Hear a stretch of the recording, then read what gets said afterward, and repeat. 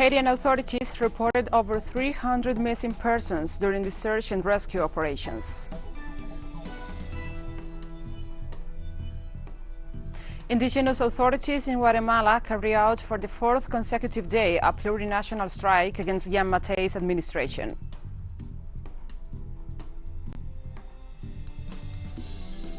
UN Secretary General Antonio Guterres said he was willing to hold talks with the Taliban on the future of Afghanistan.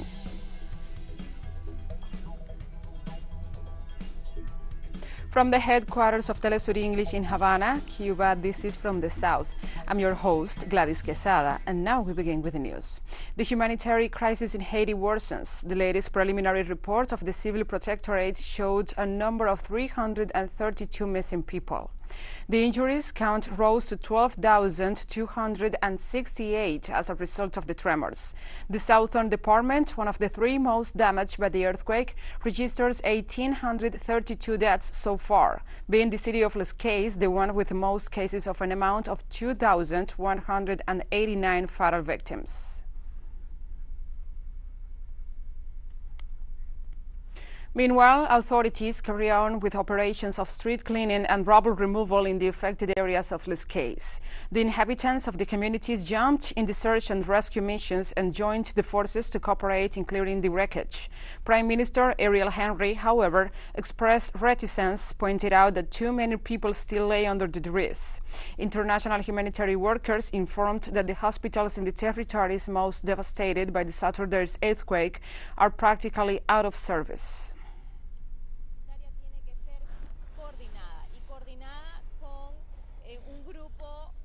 In the meantime, Colombian ex-militaries acknowledged their responsibilities in the murder of Haitian President Jovenel Moïse. A Colombian television channel disclosed that it had had access to the statements of the gunmen involved in Moïse's killings. In a 15-hour span of audio, 4 of the suspects told their account on the events of July 7th and the hours that followed the magnitude. Joseph Félix Badillo, ex-member of Haiti's Justice Ministry, gave the order of operation that resulted in Moïse's killing to retired Army Captain Germán Riviera Garcia. A commando of 26 mercenaries erupted in the presidential house without resistance from the security forces that guarded the mandatory.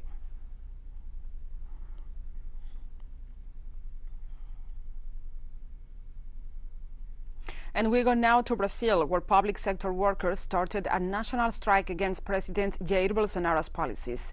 Our correspondent, Brian Meir, provides us with more information. In Brazil, tens of thousands of public sector workers took to the streets of dozens of cities yesterday in a national day of work paralyzation and protest against a change to the constitution proposed by President Jair Bolsonaro and his allies, which would weaken labor rights and commodify public services. All of the recent reforms that have been made in Brazil are based on reforms that were made during the Pinochet dictatorship in Chile. This model does not work in Chile, and it will definitely be a disaster for education and public services here in Brazil.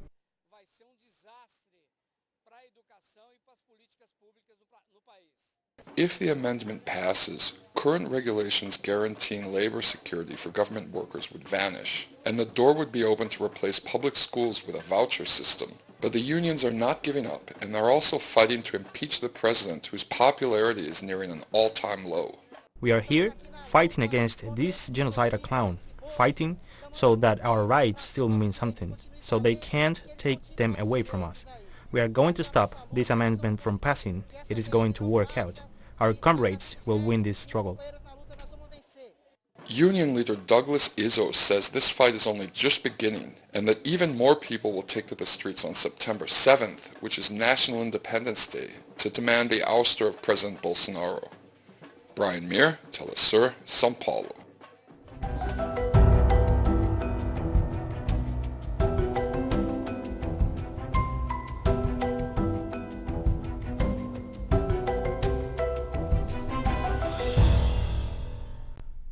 And now address other topics. According to climate specialists of the Caribbean, Tropical Storm Grace left the Yucatan Peninsula and marched en route towards the Gulf of Mexico.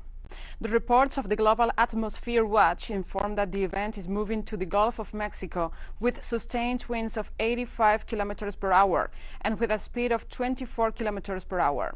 It is also expected to grow in intensity in the following 24 hours. Grace was in Yucatan for 8 hours, being Chichen Sonora, the first city of that state to experience the winds and rains.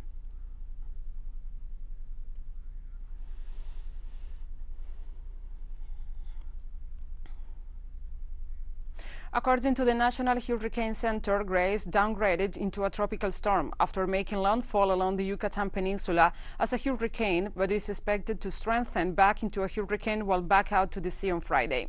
On the peninsula, more than 300 people were evacuated from their homes in Quintana Roo state.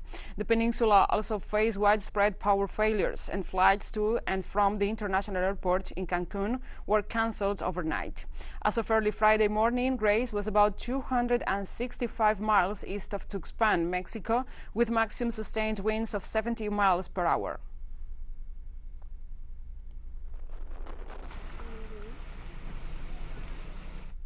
The rains in the center of Chile left 50 affected people and electrical power outs in several cities.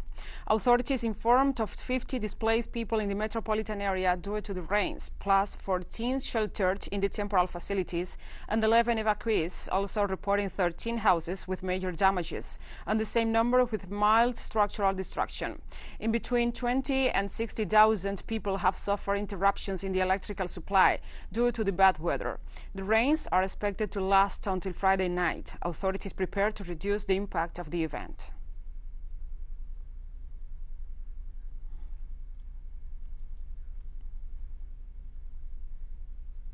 Argentine firefighters struggle to control wildfires in Tillanco, San Clemente, and Potrero de Garay to prevent the flames from approaching residential areas.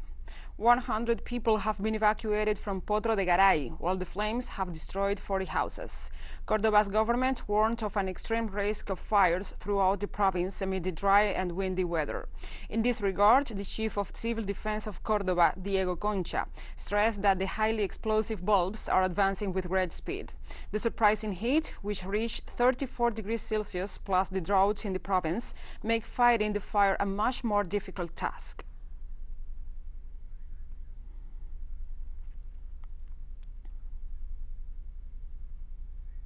Meanwhile, in Northern California, the Dixie Fire has scorched over 240,000 hectares, an 8 times increase in only 24 hours since it originated to cover 30,000 hectares on Wednesday.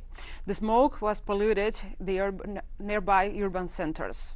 2 people have been reported injured, while thousands have been evacuated and instructed to seek out refuge.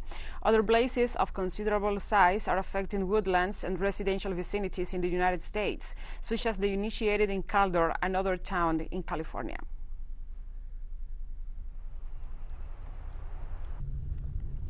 And on the 5th day of an intense fight against wildfires that have killed 2 people and destroyed thousands of hectares of forest in France, planes and waterbombing helicopters try to contain the blazes that are spreading through the southeastern Riviera haven of Saint-Tropez in the Var department.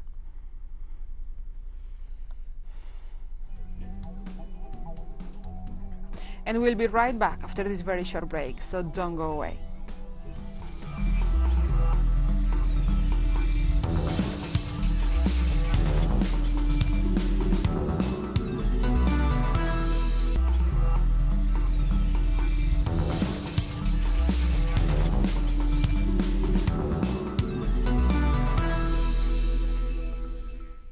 Welcome back to From the South.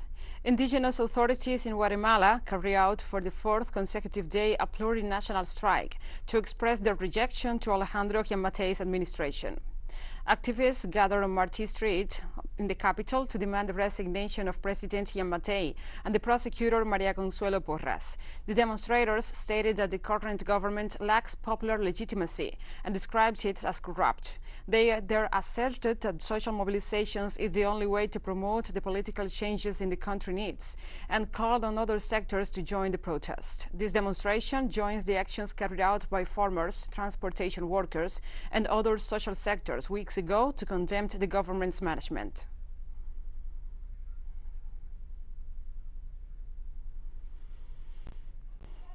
We should stand together, we should stand with each other. For some people the protest is annoying, but it is the only way to change this country.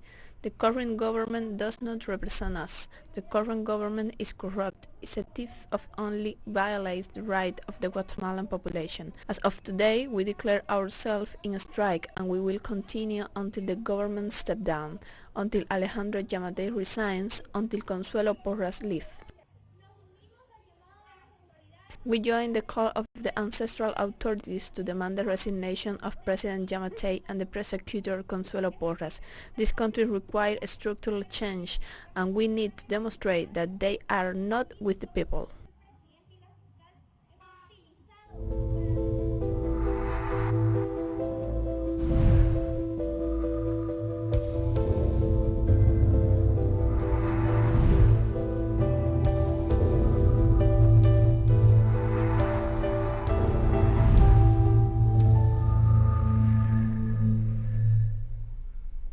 Africa reported more than 7.3 million COVID-19 infections.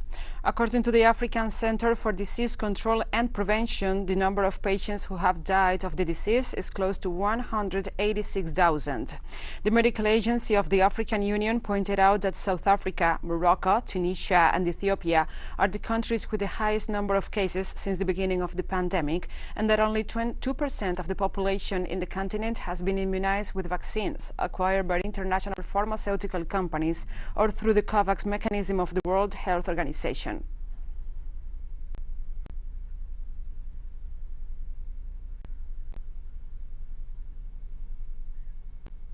In this context, in Ghana, the 10th group of the Chinese medical team was awarded an honorable mention for its contribution to the fight against the new coronavirus in the West African country. The Ghanaian authorities stressed that China's humanitarian actions are an example of its willingness to help humanity, and also added that despite the lack of medicines and equipment, the health brigade of Chinese specialists managed to save a large number of seriously ill patients.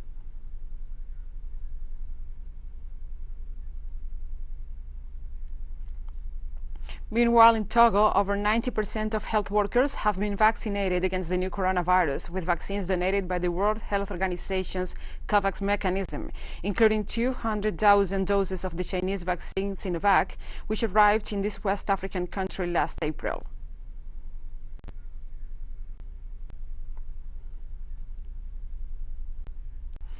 As part of its fight against COVID-19, Rwanda also received this Thursday a shipment from China with 200,000 doses of the Sinopharm vaccine.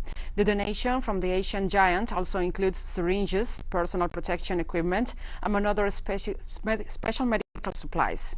The Rwandan authorities highlighted Beijing's international solidarity, describing it as a strong symbol of collaboration between the two governments.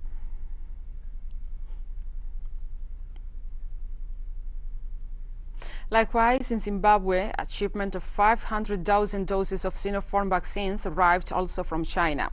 Authorities of this southern African country informed that a total of 1.5 million doses of the Chinese immunizer will be administered as part of the national vaccination program.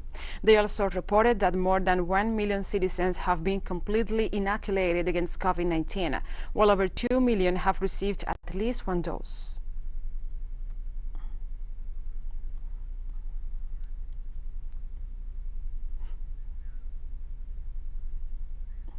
The risk of spread of the lethal Marburg disease detected in Guinea is high, according to the World Health Organization Regional Director for Africa, Matshidiso Moeti, who also addressed the response to the Ebola case reported in Ivory Coast and the fragile COVID-19 situation across the continent. The case of Marburg reported in Guinea is the first such case to be reported in West Africa. As WHO, we've assessed the risk of spread as high at that national level and across the African region, considering the porous borders and fragile health systems in the countries. On the Ebola outbreak in Côte d'Ivoire, or the Ebola case, I should say, this is the country's first confirmed case of Ebola since 1994. The patient is a Ghanaian national who traveled to Côte d'Ivoire from Guinea, and within hours of arriving in Abidjan was admitted to a hospital. So in fact, this affects both countries.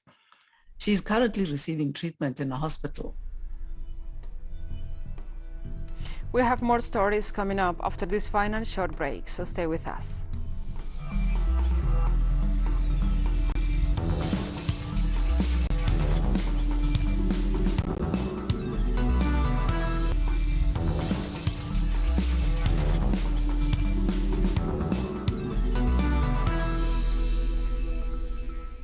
Welcome back. The United Nations has reiterated its commitment to stay and deliver aid to millions of people in need in Afghanistan. UN Secretary General Antonio Guterres said he will support efforts to restore peace and stability while promoting the rights and dignity of all Afghans. I think it's very important the international community to be united and to have a common front in discussion with the Taliban for these conditions to take place.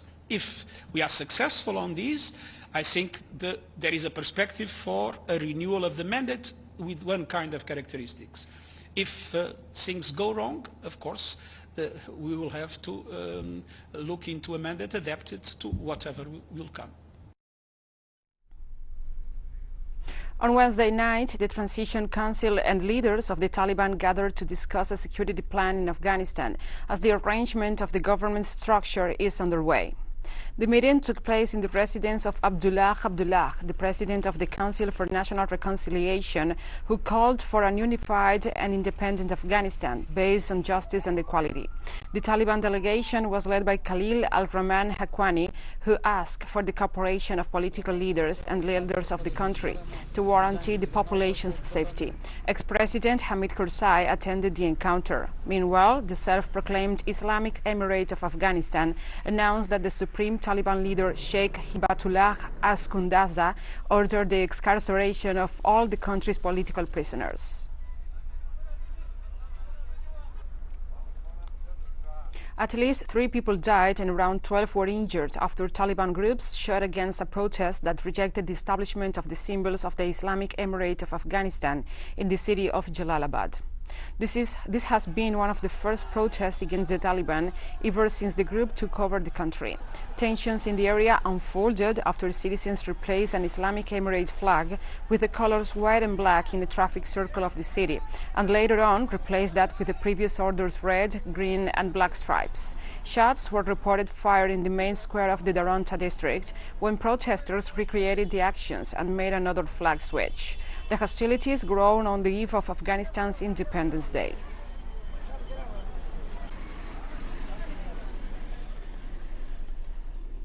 The United Arab Emirates Foreign Ministry confirmed in a brief statement that Afghan President Ashraf Ghani was in the country. For days, rumors swirled about the whereabouts of Ghani. Some reports suggested that he went to neighboring Uzbekistan or Tajikistan or perhaps Oman. There were also rumors that Saudi Arabia had agreed to give him asylum and that he was accompanied by as many as 200 aides, ministers and members of parliament.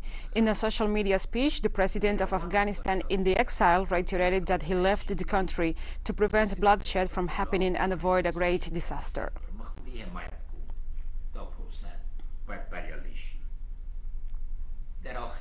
Russian Foreign Minister Sergei Lavrov and his Libyan counterpart held a news conference after bilateral talks took place in Moscow on Thursday. The top diplomats exchanged views on a broad range of international issues, including the situation in the Middle East and North Africa. The ministers discussed the current situation in Libya, including what's to achieve its comprehensive normalization in light of the collective effort made to move forward the inter-Libyan negotiating process. The Russian Foreign Ministry said in a statement that the Libyan Prime Minister's visit to Moscow was an important step in ramping up a constructive cooperation.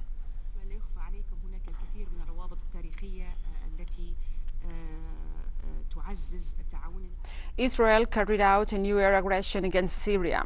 Army anti-aircraft defenses intercepted at 11 p.m. local time hostile air targets in the skies over Damascus. A Syrian military source said in a statement that the Israeli enemy carried out an air aggression with bursts of missiles from the direction of southeast Beirut and targeting some points in the vicinity of the cities of Damascus and Homs. Reports indicate that the sound of the aircraft could be heard in and around Beirut. Lebanon's defense minister Senia Akar condemned the attack, saying that it violated the national airspace at low altitude, causing a state of panic among the citizens.